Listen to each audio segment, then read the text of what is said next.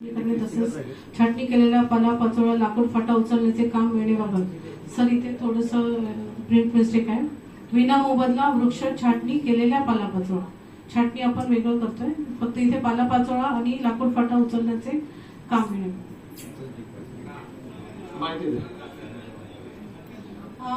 वृक्ष छाटणीसाठी आपल्याकडे स्वतःकडे 2 मॅकलिफ्ट आहेत. याशिवाय आता आपण टेंडर काढलं आहे, त्याचे 4 मॅकलिफ्ट आपल्याला उपलब्ध होत आहेत. ते अंतिम टप्प्यात आलेले आहे टेंडर आता.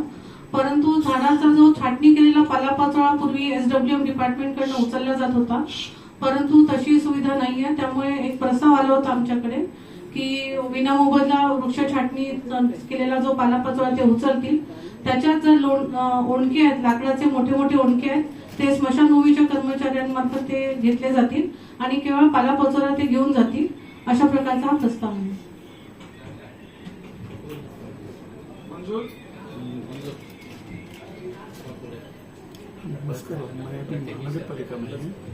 त्याचा आता 2दा मुदतवाढ देऊन देखील आलं नव्हतं. अटी बदलल्या, मग पुन्हा दुसऱ्यांदा मुदतवाढ झाली आणि आता आज अकाउंट्स कडे गेलेला आहे. नाही आता येईल, आजच येईल.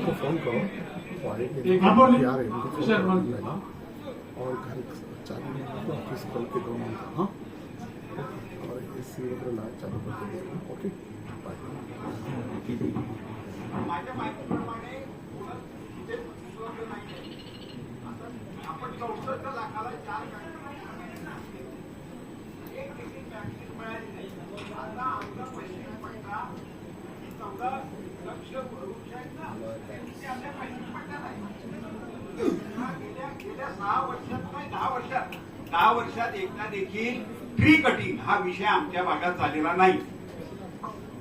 आणि तुम्ही एकदा फिरा आमच्याकडे. कारण काय माहिती का, म्हणजे ती खरोली व्हायला पाहिजे.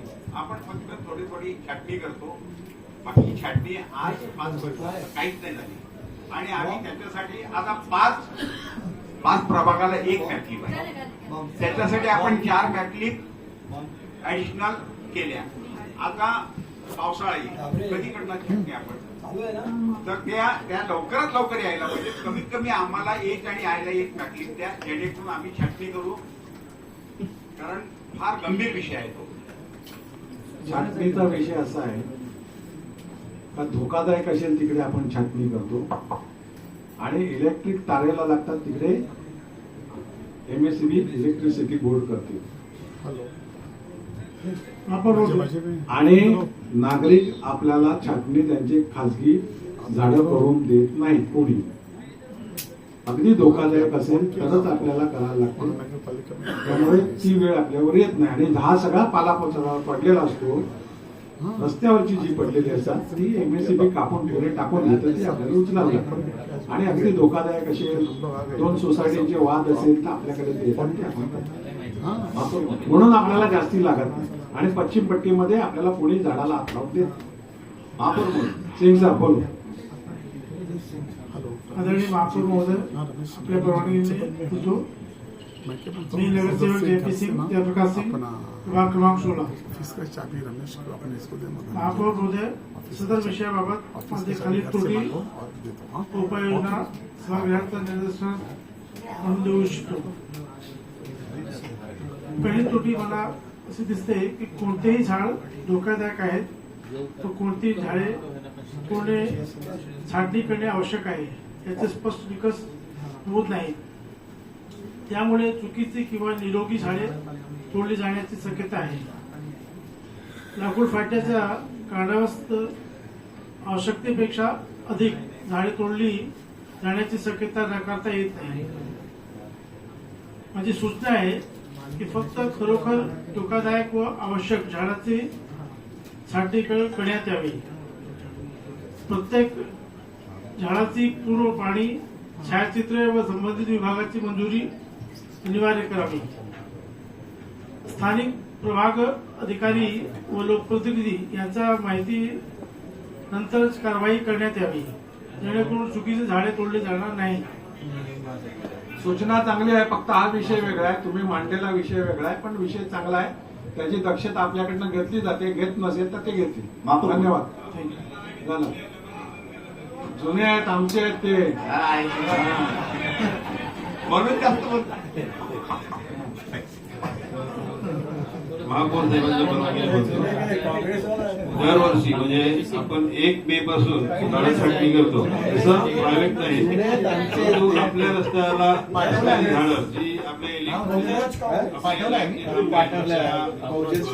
लाईट त्याच्याकडे पडत नाही, जी रस्ता रुंद करतात, तशी छाटणी आपण दरवर्षी करतो. मॅडमच्या संपर्कात मला वाटतं मी 2 ते 3 महिन्यापासून आहे, परंतु ते आपले विरोधी पक्षाने सांगितलं की पावसाळ्यानंतर करणार का. मला देखील तसंच वाटतं. तर आजची तारीख 22 तारीख आलेली आहे. आज 22 तारीख आलेली आहे. आपली एकही गाडी आलेली नाही. आपल्याकडे 2 गाड्या होत्या. 2 गाड्यामधून एक गाडी बरेच दिवस बंद होती. महापौर साहेबांना देखील मी सांगितलेलं की आपल्या 2-3 गाड्या 4 गाड्या प्रत्येक विभागावाईज गाड्या घ्या. ज्या गाड्या घेतल्यामुळे आपल्याला वर्षभर छाटणी करता येते. तर आपल्या लवकरात लवकर मला वाटतं 20 तारखेला तुम्ही सांगितलेलं गाडी येईल.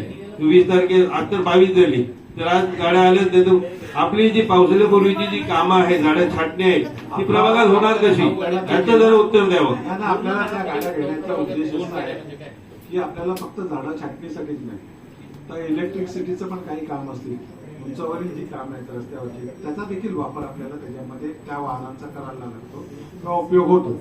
त्याच्यामुळे ते बरोबर आहे. तुम्ही विकत घ्यायची तर तुमचं ऑब्जेक्शन, भाड्याने घ्यायचं तर तुमचं ऑब्जेक्शन. साहेब नाही, एक 4 गाड्या विकतच घ्या. साहेब 4 गाड्या विकतच घ्या. विकत घेतलेल्या चालतील, कारण पूर्वी आमच्या अवघड गाडी होती. त्या गोष्टी कायमस्वरूपी आपल्याला उपयोगी येणार आहेत. त्या विकत घेतलेल्या चांगल्या पडतात, बरोबर आहे, कारण ते ठराविक लोकांच्या कंट्रोलमध्ये राहतात, त्यामुळे ते उपयोगी पडतात. तर निश्चित आपल्याला लवकरात लवकर सदस्यांच्या भावनांचा विचार करून त्याची पूर्तता करणं गरजेचं. हा विषय मंजूर झालेला आहे. पुढील विषय